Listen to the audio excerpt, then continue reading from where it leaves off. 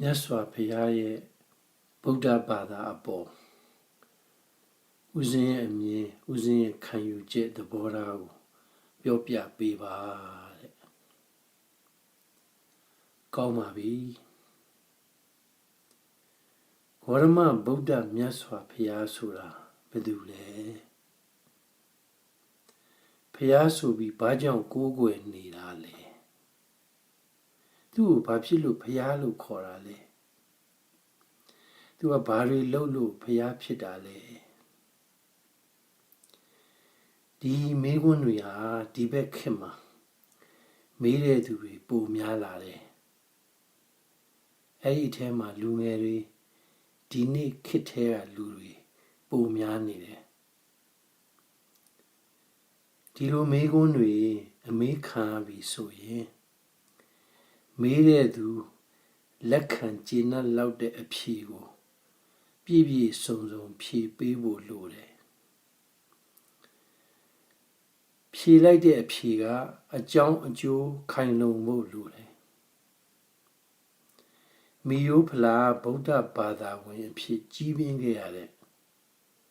ဦးဇင်းကိုယ်တိုင်လည်းဒီမေးခွန်းတွေရဲ့အဖြေကိုသိကျင်နေတဲ့အထဲမှာပါတယ်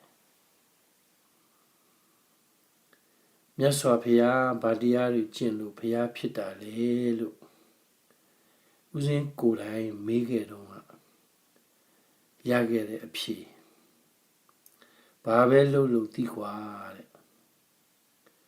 ဒီအဖြေဟာဦးဇင်းသိကျင်တဲ့အဖြေပြည့်ပြည့်စုံစုံလုံလုံလောက်ဖြစ်ရလားလို့ဦးဇင်းနှစ်ပေါင်းများစွာစဉ်းစားဖြစ်သွားတယ်အဲ့တော့ဒကာကြီးမေးတာကိုဦးဇင်းအနေနဲ့ဦးဇင်းဘက်ကပေါ့ဗုဒ္ဓဘာသာကိုထူထောင်ခဲ့တဲ့ဂေါရမဗုဒ္ဓမြတ်စွာဘုရားကိုဘုရားအဖြစ်ဘာကြောင့်သတ်မှတ်ပြီးဦးဇင်းကြည်ညိုတာလဲဒါကိုပဲအဓိကထားပြီးပြောပြစီဘယ်သူမှမမြင်ဘူးတဲ့စိတ်တွေရဲ့အကြောင်းကိုစိတ်တစ်ခုချင်းစီရဲ့နာမည်တက်ပြီး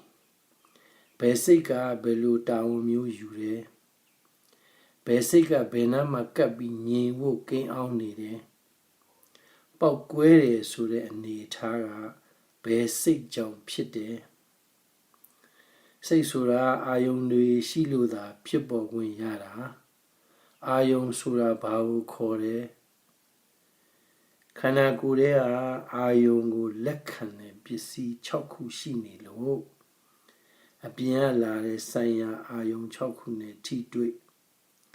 ဖတ်တာဆိုတဲ့စိတ်တစ်ခုတည်းကအာယုံသိတဲ့စိတ်အကုန်လုံးဖြစ်အောင်လုပ်ပေးနေတယ်စိတ်တစ်ခုဖြစ်ခွင့်ရလို့ဖြစ်ပေါ်လာပြီဆိုတာနဲ့ဘယ်လိုစိတ်မျိုးပဲဖြစ်ဖြစ်ကောင်းကောင်းဆိုးဆိုးစိတ်9မျိုးစုပြုံပါလာတယ်အဲ့ဒီစိတ်9မျိုးရဲ့နာမည်တစ်ခုစီနဲ့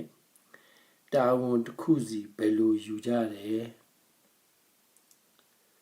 စိတ်ကိုမိပြီးထပ်ဖြစ်တဲ့စေတသိက်ဆိုတာ52မျိုးရှိတယ်52မျိုးစိတ်တွေရဲ့နာမည်တွေကဘယ်လိုဘယ်စိတ်ကကောင်းတဲ့စိတ်မှာဘယ်လိုပုံစံနဲ့ပါဝင်နေတယ်မကောင်းတဲ့စိတ်မှာပါဝင်နေတဲ့စိတ်က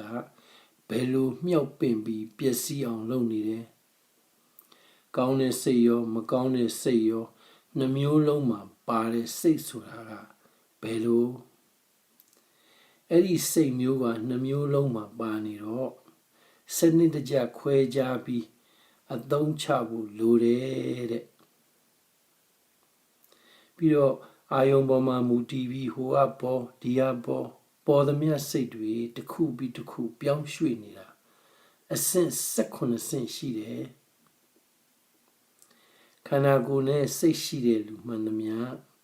ကိုယ်ကိုဒုက္ခပေးနေတာကိုယ်စိတ်ထဲမှာပဲရှိနေတယ်အဲ့ဒီစိတ်မှန်သမျှအကုန်လုံးရဲ့တက်တန်းကဘယ်လောက်ပဲရှိတယ်လက်တစ်ဖြစ်ဒီမှာ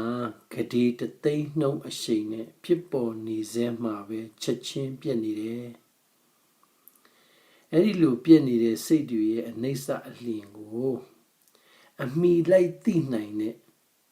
မြတ်စွာဘုရားရဲ့အသိဉာဏ်ကိုဦးဇင်းအံ့ဩပြီးသိနိုင်လို့နဲ့ဘုရားရဲ့အသိဉာဏ်ကိုကြည်ညိုတာနာမရူပပရိစ္ဆေဒဉာဏ်ကနေမဲ့ဉာဏ်ဖို့ဉာဏ်ဆိုပြီးမမြင်ရတဲ့စိတ်တွေအသုံးချတတ်ရင်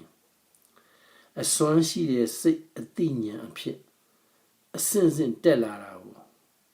နာမည်နဲ့တွဲပြီးဉာဏ်စဉ်တစ်ခုမှဘယ်လိုစိတ်အနေထားဖြစ်နေတယ်လို့သိကြစီခွဲပြီးစိတ်အစဉ်ကိုအတိအကျသတ်မှတ်ပေးနိုင်တယ်ဒုက္ခပေါင်းစုံတွေကလွတ်မြောက်ခြင်းရင်ဘယ်လိုစိတ်အစဉ်မျိုးဖြစ်တဲ့အထိလေ့ကျင့်ရမယ်လူတွေကိုဒုက္ခအပေးဆုံးစိတ်ဟာအာယုံတွေကိုအလိုရှိနေတဲ့စိတ်တဲ့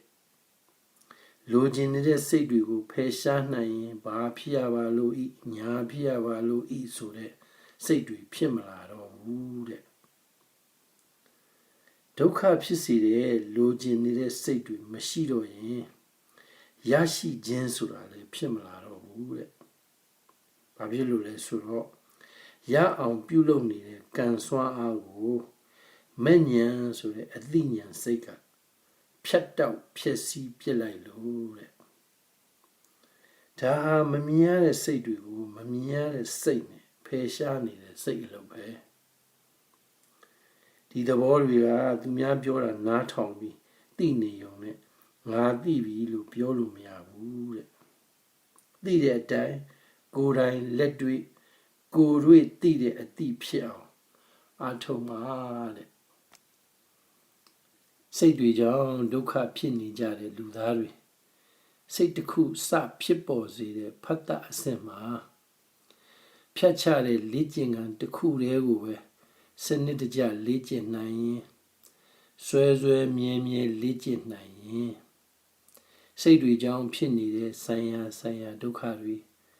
အဲ့ဒီဒုက္ခဖြစ်စေတဲ့စိတ်တွေထပ်မဖြစ်အောင်ရပ်တန့်ပြစ်လိုက်လို့ရတယ်တဲ့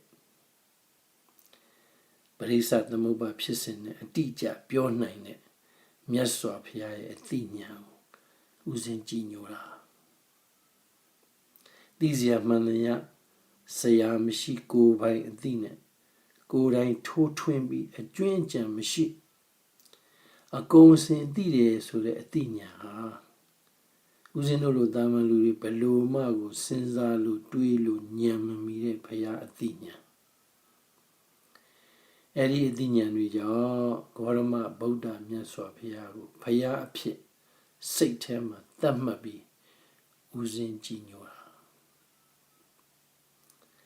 ဆရာတော်ကြီးတွေအစဉ်စဉ်ဘာသာပြန်ပေးခဲ့လို့သာဘုရားရဲ့အသိဉာဏ်ကိုသိခွင့်ရတာ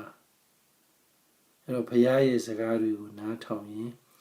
ဆရာတော်ကြီးတွေကိုကျေးဇူးဆက်ရင်ဘုရားရဲ့ကျင့်စေခြင်းနဲ့ကျင့်စဉ်ပေါင်းများစွာတဲ့ကတတိပဋ္ဌာန်ကျင့်စဉ်တတိပဋ္ဌာန်၄မျိုးတဲ့ကာယ ानु ပတနာအဲ့ကာယ ानु ပတနာရဲ့တစ်ခုဝင်လေထွက်လေရှုမှတ်တဲ့လေ့ကျင့်ခန်းကိုပြောကြည့်မယ်ဝင်လေထွက်လေကိုစနစ်တကျသိကြည့်တာတစ်ခုတည်းနဲ့မမြင်ရတဲ့စိတ်တွေအလုံးလုံးနေတာကိုမြင်သိကြည့်လို့ရလာတယ်မမြင်ရတဲ့စိတ်တွေထဲမှာအဓိကအရေးကြီးဆုံးစိတ်တစ်ခုဖြစ်တဲ့တတိဆိုတဲ့စိတ်ကိုမြင်ကြည့်ပြီးသိလို့ရလာတယ်တတိထားတယ်ဆိုတဲ့အလုပ်ကိုလုပ်တတ်လာတယ်မမြင်ရပေမဲ့တတိထားနေတဲ့စိတ်တတိထားနေတဲ့စိတ်ကိုသိနေတဲ့စိတ်နှစ်ခုအဲ့ဒီစိတ်နှစ်ခုအလုံးလုံးနေလို့ဝင်လေထွက်လေရဲ့နှာခေါင်းထိပ်မှာလာထိတဲ့ထိမှုကိုသိနေတာထိတာရောသိတာရောမရှိတော့ပဲပြက်ပြောက်သွားတာအသက်ရှူနေသမျှထိသိပြက်သုံးခုထိတယ်သိတယ်ပြက်သွားပြီမရှိတော့သိကြည့်နေတဲ့အသိဉာဏ်နဲ့တတိစိတ်ကိုလက်ရှိအချိန်မှာတဲ့ထားပြီးသိကြည့်နေလို့သာသိလို့ရတာကို သိလာတယ်ဒီအတိုင်းအသိနဲ့တတိကိုလေ့ကျင့်ပါများလာရင်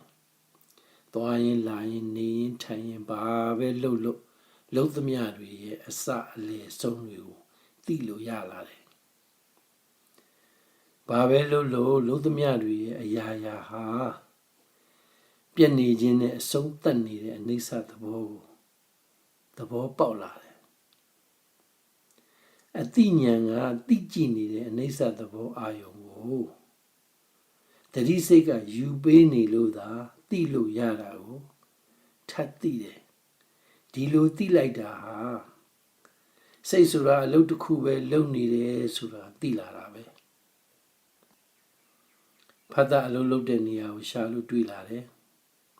ဒါပေမဲ့ဘလောက်သိဘလို့ပဲသိလို့ရသမျှပြက်သွားလို့မပြက်ဖဲအမြဲတမ်းတည်တံ့ပြီးရှိနေတာဘာများရှိလဲလို့သိကျင်တဲ့စိတ်ဖြစ်လာတယ်ရှာကြည့်တည်တံ့ခိုင်မြဲနေတာဘယ်မှမရှိဘူးဆိုတဲ့အနိစ္စသဘောတရားကြီးကသာခိုင်မာရှိနေတဲ့သဘာဝတရားကိုထင်ရှားထပ်သိလာတယ်အနိစ္စဆိုတဲ့သဘောဟာဘုရားမဖြစ်ခင်တည်းကရှိနေပြီးသားသဘာဝတရားဆိုတာဂေါရမဗုဒ္ဓမြတ်စွာဘုရားရှာဖွေတွေ့ရှိသွားတာရှိတယ်လို့ထင်ခဲ့တာဒီတစ်ခုမှမရှိပါလားဆိုတာသိသွားသလိုမရှိတာကိုရှိတယ်ထင်ပြီးအရှိသဘောနဲ့တွေးလိုက်မိလို့ခဏလေးရှိလာတာကိုငါကွာလို့မန်တက်ခွင့်မရှိတာကိုသတိပေးတဲ့ဘုရားရဲ့စေတနာကိုသဘောပေါက်ပြီးဥစဉ်ကြည်ညိုတာခန္ဓာကိုယ်နဲ့စိတ်တွေရဲ့အဆက်မပြတ်ပြောင်းရွှေ့ပျက်စီးနေတဲ့အပေါ်မှာအစွဲလမ်းမဖြစ်အောင်မဂ္ဂင်၈ပါးတွေကအလုတ်လုပ်တဲ့ကာရကမဂ္ဂင်၅ပါးနဲ့အမှန်အတိုင်းသိအောင်လေ့ကျင့်ကြတဲ့ခန္ဓာကိုယ်နဲ့စိတ်တွေရှိလို့ဒုက္ခဖြစ်ကြောင်းတွေအကုန်သိပြီးငြိမ်းအေးသွားစေတဲ့တရားတွေကဘုရားရဲ့အသိဉာဏ်တွေပဲဘုရားဖြစ်နေတဲ့အချိန်တက်တော်35နှစ်မှာငါဆိုတာမရှိဘူးငါပိုင်တယ်လို့ပြောလို့ရတာတခုမှမရှိဘူးလို့ကြေညာရဲတာမိန့်တော်မူနိုင်တာဟာဂေါရမဗုဒ္ဓမြတ်စွာဘုရားရဲ့အဆုံးစွန်သောစွန့်တော်မူပဲရှားသမျှအကုန်လုံးထားခဲ့တယ်မြတ်စွာဘုရားရဲ့အသိဉာဏ်တွေမြတ်စွာဘုရားစွမ်းဆောင်ခဲ့တဲ့လုပ်ရက်တွေဟာဗုဒ္ဓဘာသာဆိုတဲ့ဘာသာတစ်ခုကိုဖြစ်ပေါ်စေခဲ့တာပဲဗုဒ္ဓဘာသာဆိုတာကိုထူထောင်ခဲ့တဲ့ဗုဒ္ဓဘာသာရဲ့အထွတ်အထိပ်ခေါင်းဆောင်တစုရဲ့ဘုရားပိသတဲ့လုပ်ရက်တွေကိုဦးဇင်းတို့ခုချိန်ထိအတူယူလေ့ကျင့်ဝင်ရနေတာနှစ်ပေါင်း2500ကျော်လာပြီဦးဇင်းတို့ရောဗုဒ္ဓဘာသာဝင်ပိသအောင်ဘာတွေထားခဲ့မလဲ